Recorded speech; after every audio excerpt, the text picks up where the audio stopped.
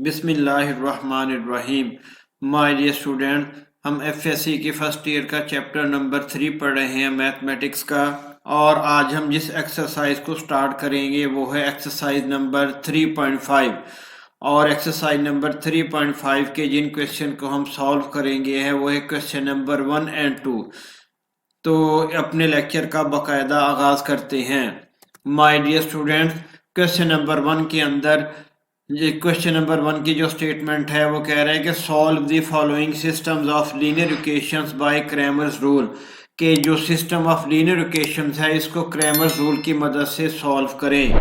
तो इस क्वेश्चन के 3 पार्ट है और तीनों पार्ट्स ही बहुत ज़्यादा अहम हैं। अगर आप प्रीवियस पेपर्स उठा के देखें तो इन तीनों पार्ट्स में से आपको अक्सर कोई ना कोई पार्ट इम्तहान के अंदर मिलेगा, इसलिए इनको अच्छे तरीके से अंडरस्टैंड करना बहुत ज़रूरी है। अब इस क्वेश्चन के अंदर दो चीज़ों को समझना हमारे लिए लाजमी है। पहला है systems of linear equation. System of linear equation से क्या मुराद है? अब यहाँ पर देखें, पहले पार्ट में हमारे पास 3 इक्वेशन दी गई हैं और तीनों लीनियर इक्वेशन हैं। ये भी लीनियर इक्वेशन है, ये भी और ये भी।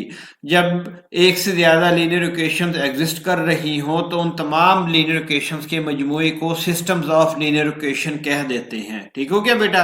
अब लीनियर इक्वेशन क्या होती है ये मैं आपको प्रीवियस लेक्चर्स के अंदर भी बड़े अच्छे तरीके से बता चुका हूं, लेकिन फिर भी आप बच्चों की आसानी के लिए दोबारा ब्रीफ कर देता हूं कि जब किसी इक्वेशन के अंदर वेरिएबल्स की पावर 1 हो, तमाम वेरिएबल्स की पावर 1 हो, तो ऐसी इक्वेशन को लीनियर इक्वेशन कहते हैं।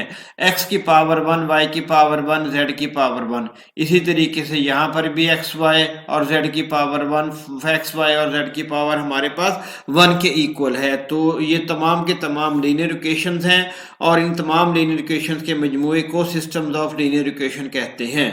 अब इस क्वेश्चन के अंदर वो पूछ रहा है कि solve the following systems of linear equation by Cramer rule, कि हमने इनको सॉल्व करना है। अब इससे माय डियर स्टूडेंट्स मुराद ये है कि हमने जो वेरिएबल्स हैं उनकी वैल्यूज को फाइंड आउट करना है, यानी एक्स वाई और जेड की वैल्यूज को फाइंड आउट करना है और क्रैमर रूल का इस्तेमाल करना है। इतनी सी बात है। बहुत ही इजी टेक्निक्स के साथ मैंने इस क्वेश्चन को सॉल्व किया है। इंशाल्लाह आप बच्चे बहुत ही ज्यादा आसानी के साथ इसको अंडरस्टैंड कर जाएंगे। बस आपने लेक्चर को कंप्लीट बेटा वॉच करना है, वीडियो को कंप्लीट देखना है। तो हमारे पास इसका सोल्यूशन है। सोल्यूशन में सबसे पहले हमने इस जो हमारे पास ये कोएफिशिएंट्स हैं वेरिएबल्स के, इनको हमने मैट्रिक्स फॉर्म के अंदर लिख लिया। x का कोएफिशिएंट 2, y का कोएफिशिएंट 2, z का कोएफिशिएंट 1, 2 2 1। इसी तरीके से हमने बाकी जो दो इक्वेशंस हैं उनके कोएफिशिएंट्स को भी हमने मैट्रिक्स फॉर्म के अंदर लिख लिया। उसके बाद बेटा हमने determinant of a find out करना है। डिटर्मिनेंट a हमने फाइंड आउट किया एक्सपेंडिंग बाय R1 के जरिए x को एक्सपेंड करें। 2 हमने एज इट इज लिख लिया, तो ये 2 1 और 3 5 कैंसल, -2 -2 1 -3 -2 -2 1 -3। फिर माइनस फार्मूले का आ गया, 2 लिख दिया हमने। अब 2 1 कैंसल और हमारे पास -2 1 कैंसल, 3 -2 5 -3, 3 -2 5 -3। फिर प्लस आ गया और 1 हमने यहाँ पर लिख दिया। ये 2 2 कैंसिल, -2 -3 कैंसिल, 3 -2 5 1, 3 -2 5 1। अब इसको हमने सॉल्व कर लिया तो हमारे पास डिटर्मिनेंट ऑफ a 27 के बराबर आ गया। अब हमने बेटा क्या करना है, आपने समझना है। अब देखिए, अगर आप गौर करें तो इसके अंदर जो कॉन्स्टेंट्स है वो मैंने पर्पल कलर के अंदर मेंशन किए हैं। अब इसका मकसद क्या है? इसका मकसद ये है कि ये क्रैमर रूल्स के अंदर बहुत ही ज्यादा इंपॉर्टेंट रोल प्ले करते हैं। अब हम क्या करते हैं कि मैट्रिक्स ले लेते हैं, उसको D1 के बराबर रख लेते हैं हम। ठीक है बेटा, D1 के बराबर रख के ये तो एज इट इज आ गया 2 1 -2 -2 1 -3, 2 1 -2 -2 1 -3। और ये हमारे पास क्या है, ये देखिए, ये हमारे पास x के कोएफिशिएंट है। किसके जी? अब हमने D1 के अंदर x के कोफिशिएंट की जगह पर हमने ये कांस्टेंट वैल्यूज को लिख देना है 312। देखिए 312 ये मैंने पर्पल कलर के अंदर मेंशन कर दिया। बस इसको D1 को अब आप सॉल्व कर लें। इस D1 को हमने सॉल्व कर लिया एक्सपेंडिंग बाय रो 1 के जरिए। ठीक हो गया बेटा। अब इसी तरीके से जब D2 को फाइंड आउट करेंगे तो हमने y के कोफिशिएंट की जगह पर यानी सेकंड हमने कॉलम के अंदर ये कांस्टेंट को मेंशन करना होगा और हमारे पास रो 1 और रो 3 एज इट इज आ जाएगी। इतनी सी बेटा बात है। देखिए D2 यहां पर आ गया हमारे पास। देखिए 2 3 5 1 -2 -3 2 3 y 5 1 -2 -3 और ये y के कोफिशिएंट्स हमारे पास ये y के कोफिशिएंट है ना, इनकी जगह पे मैंने ये कांस्टेंट को लिख दिया और इसको मैंने पर्पल कलर के अंदर मेंशन कर दिया। अब इसको भी आप रो 1 के जरिए एक्सपेंड कर लें तो हमारे पास 0 जवाब आ जाएगा। इसी तरीके से जब D3 को फाइंड आउट करेंगे तो आप बच्चे बता सकते हैं कि D3 को फाइंड आउट करने के लिए बेटा हमें क्या करना पड़ेगा। शाबाश, रो 3 के अंदर हमें कांस्टेंट्स को मेंशन करना होगा। ये देखें D3 को फाइंड आउट किया और रो 1 और रो 2 के एलिमेंट्स एज इट इज आ गए और थर्ड रो के अंदर हमने कांस्टेंट को मेंशन कर दिया तो D और इसको हमने एक्सपेंड कर दिया रो 1 के जरिए तो हमारे पास D3 का आंसर क्या आ गया 27। अब क्रैमर रूल्स के लिए क्रैमर रूल की मदद से हमने अगर एक्स वाई जेड की वैल्यूज को फाइंड आउट करना हो तो उनका फार्मूला बिल्कुल सिंपल है। X is equal to D1 over A determinant. D1 हमारे पास क्या है 27 और ए डिटर्मिनेंट 27 तो एक्स की वैल्यू क्या आ गई 1। इसी तरीके से y हमारे पास क्या आ गया D2 over A determinant 0 over 27 is equal to 0। उसके बाद z हमारे पास क्या आ गया D3 over A determinant is equal to 27 और 27 इज इक्वल टू हमारे पास 1 के बराबर आ गए तो x की वैल्यू 1 y की वैल्यू 0 और z की वैल्यू हमारे पास 1 आ गई। तो इस तरीके से हम बड़े इजी वे से क्रैमर रूल की मदद से इन वैल्यूज को यानी कि अननोन वेरिएबल्स की वैल्यूज को फाइंड आउट कर सकते हैं। अगर आप ये क्वेश्चन के अंदर पुट कर दें, अगर आप बेटा इसको क्वेश्चन के स्टेटमेंट के अंदर आप इसको एक्स वाई जेड की वैल्यू को पुट कर दें तो लेफ्ट साइड जो है वो राइट साइड के इक्वल आ जाएगी। इसको आपने चेक खुद करना है। ठीक हो गया बेटा। अब नेक्स्ट पार्ट की तरफ मूव करते हैं। बिल्कुल उसी तरीके से वहां पर क्या था पहले पार्ट में एक्स वाई जेड और यहाँ पर x1 x2 और x3 आ गए। बस इतनी सी बात है। बिल्कुल उसी तरीके से हमने इसको मैट्रिक्स फॉर्म के अंदर लिखा। मैट्रिक्स फॉर्म के अंदर लिखने के बाद हमने determinant of A find out किया। ठीक हो गया बेटा। डिटर्मिनेंट ऑफ ए का जवाब हमारे पास -15 के इक्वल आ गया। उसी तरीके से D1 को फाइंड आउट किया। x के कोफिशिएंट की जगह पर हमने इन कांस्टेंट्स को मेंशन कर दिया। रो 1 के जरिए इसको एक्सपेंड कर दिया तो हमारे पास -5 आंसर आ गया D1 का।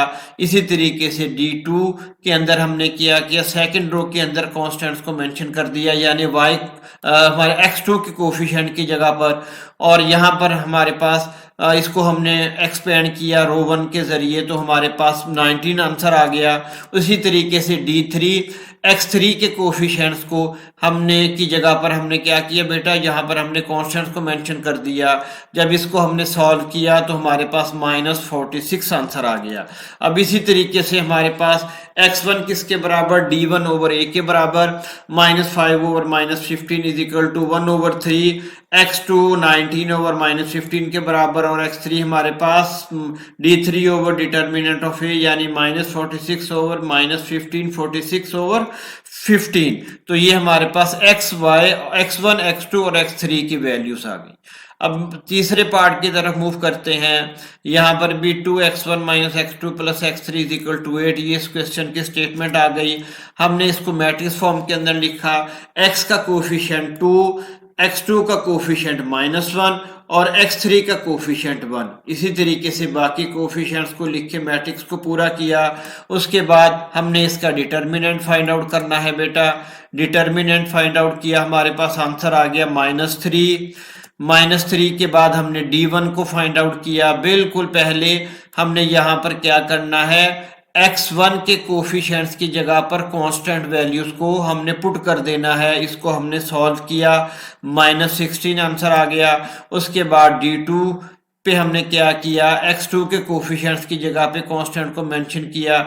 उसके बाद हमने बेटा क्या किया, 3 पे D3 को फाइंड आउट करने के लिए हमने x3 के कोफिशिएंट्स की जगह पर कांस्टेंट्स को लिख कर हमने इसको एक्सपेंड कर लिया, तो हमारे पास D3 का आंसर -9 के बराबर आ गया।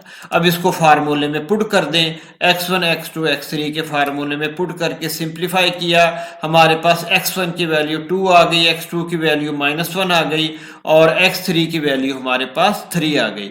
इस तरीके से माय डियर स्टूडेंट्स ये तीनों पार्ट हमारे कंप्लीट हो गए। अब क्वेश्चन नंबर 2 की तरफ मूव करते हैं। अब ये क्वेश्चन भी बेटा बहुत अहम है, यानी इस एक्सरसाइज का जो मोस्ट इंपॉर्टेंट इस एक्सरसाइज के क्वेश्चंस हैं वो क्वेश्चन नंबर 1 और क्वेश्चन नंबर 2 हैं। ठीक हो गया बेटा जी, इनकी अच्छे तरीके से आपने बार बार प्रैक्टिस करनी है। अब हमारे पास x - 2y + z = -1, 3x + y - 2z = 4 और y - z = 1। ये इस क्वेश्चन की स्टेटमेंट आ गई। अब हमने अननोन वेरिएबल्स की हमने वैल्यूज को फाइंड आउट करना है मैट्रिसेस को इस्तेमाल करते हुए, यानी इसका कोफैक्टर मेथड के जरिए इसको हम इसकी वैल्यूज को फाइंड आउट करेंगे। तो हमने मैट्रिक्स फॉर्म के अंदर इसको लिख लिया। ए हमने बना ली बेटा मैट्रिक्स, कोएफिशिएंट्स की बना ली हमने। ठीक हो गया बेटा। उसके बाद हमने और ये जो पहली मैट्रिक्स होगी ये हमेशा स्क्वायर मैट्रिक्स होगी, ये आपने अपने ज़हन के अंदर रखना है। इसको हमने हमेशा स्क्वायर मैट्रिक्स की फॉर्म के अंदर लिखना है। ये हमारे पास मैट्रिक्स फॉर्म के अंदर हमने ए मैट्रिक्स को लिख दिया। उसके बाद दूसरी मैट्रिक्स हमारे पास वेरिएबल्स की बन गई और तीसरी मैट्रिक्स हमारे पास वो कांस्टेंट वैल्यूज की बन गई। ठीक हो गया बेटा। उसके बाद हमारे पास फार्मूला आ गया, let ax = b then x = a inverse b। ये फार्मूला हम बड़े अच्छे तरीके से पिछली एक्सरसाइजों में कर चुके हैं बेटा। तो आप डायरेक्ट इसको भी लिख सकते हैं, इसको ना लिखें, लेकिन ये यहाँ ही से जनरेट होता है। ये वाला फार्मूला इस इक्वेशन से जनरेट होता है, इसलिए इसको मैंने पहले लिख दिया है। अगर आप इसको लिख देंगे तो अच्छी बात है बेटा। उसके बाद हमारे पास क्या है, अब हमने डिटर्मिनेंट ऑफ ए को फाइंड आउट करना है। डिटर्मिनेंट ऑफ ए को हमने फाइंड आउट किया एक्सपेंडिंग बाय r1 रो 1 के जरिए एक्सपेंड करके, तो डिटर्मिनेंट ऑफ ए हमारे पास आ गया -2। अब हम कोफैक्टर्स को मालूम करते हैं, a11 -1 फार्मूले का, फिर पावर के अंदर 1 + 1, फिर हमारे पास ये कौन से एलिमेंट का कोफैक्टर है, a11 का। ठीक है, तो -2 1 कैंसिल, 3 0 कैंसिल, 1 - 2 1 - 1 1 - 2 1 - 1, ये यहाँ पर 1 - 2 1 - 1, इसको सॉल्व किया हमने। अब देखें ये पावर हमारे पास किसके अंदर है, पावर हमारे पास इवन है, तो -1 + 1 के अंदर चेंज हो जाएगा, क्योंकि -1 को जब -1 से मल्टीप्लाई करेंगे तो वो +1 हो जाएगा, इसलिए उसको मैंने यहाँ पर लिखा ही नहीं। तो 1 को -1 से मल्टीप्लाई करें -1 माइनस फार्मूले का, फिर -2 को 1 से हमने मल्टीप्लाई किया तो -2 और फार्मूले का +2 -1 + 2 हमारे पास 1 आ गया। इसी तरीके से हमने बाकी कोफैक्टर्स की वैल्यूज को फाइंड आउट कर लिया। आप बच्चों की आसानी के लिए मैंने इसको इन डिटेल यहाँ पर सॉल्व कर दिया है। ठीक हो गया बेटा। इसी तरीके से ये सारे कोफैक्टर्स की वैल्यूज को हमने फाइंड आउट कर लिया। उसके बाद हमारे पास एडजॉइंट ऑफ ए क्या होता है, कोफैक्टर्स की जो वैल्यूज होती हैं उनका ट्रांसपोज। ये कोफैक्टर्स की वैल्यूज आ गई, उनका ट्रांसपोज एडजॉइंट ऑफ ए के बराबर आ गया। 1 3 3 रोज को जब हम कॉलम की सूरत में लिख देंगे 1 3 3 1 3 3 -1 -1 -1 -1 3 5 7 3 5 7, तो ये हमारे पास एडजॉइंट ऑफ ए आ गया। अब हमने ए इनवर्स को फाइंड आउट करना है, तो उसका formula 1 / determinant of A into adjoint of A. Values को पुट किया, वैल्यूज को पुट करने के बाद इक्वेशन नंबर 1 के अंदर हमने वैल्यूज को पुट कर दिया, तो x किसके बराबर आ गया, इनके बराबर आ गया। ठीक है बेटा। तो इसको अब हम मल्टीप्लाई कर देंगे मैट्रिक्स मल्टीप्लिकेशन के जरिए। उसके बाद इसको सिंप्लीफाई किया तो हमारे पास x y z की वैल्यूज बिलतरतीब 1 1 0 के बराबर आ गई। ठीक है, तो इस तरीके से हम मैट्रिसेस के मेथड को इस्तेमाल करते हुए वेरिएबल्स की वैल्यूज को फाइंड आउट कर सकते हैं। अब इसके नेक्स्ट पार्ट की तरफ मूव करते हैं। बिल्कुल वही तरीक़ेकार बेटा 2x plus 2x1 x1 plus x2 plus 3x3 is equal to 3। इसी तरीके से ये हमारे पास इक्वेशंस मौजूद, इनको मैट्रिक्स फॉर्म के अंदर लिखेंगे।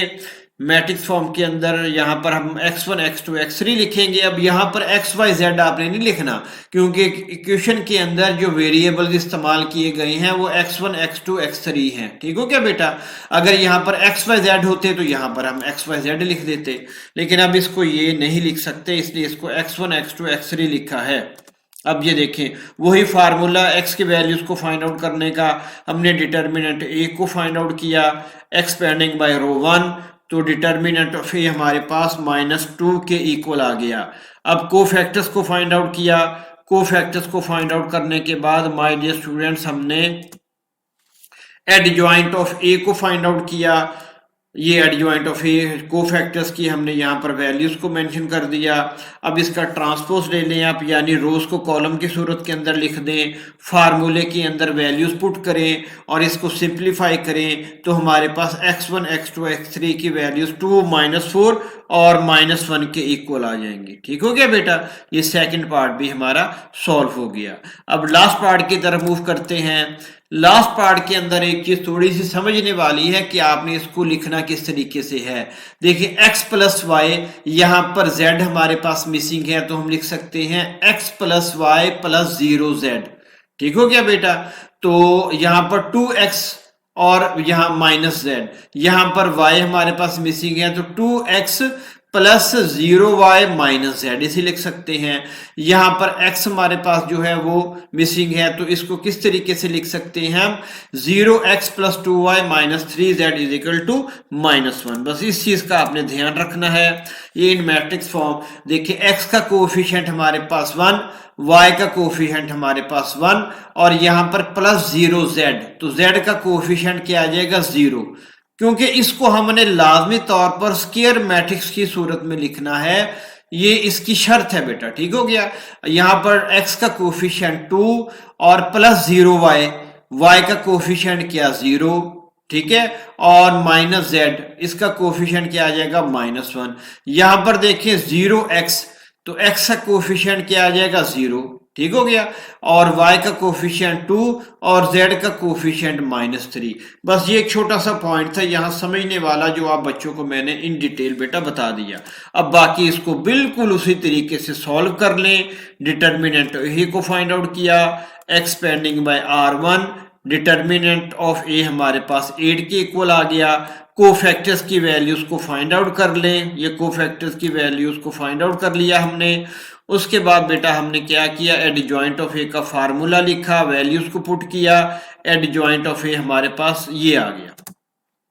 उसके बाद ए इनवर्स का formula 1 over determinant of A into adjoint of A, values लिखी और फिर इक्वेशन 1 के अंदर हमने इन वैल्यूज को पुट कर दिया और x y z हमारे पास 1 1 1 के बराबर आ गया बेटा।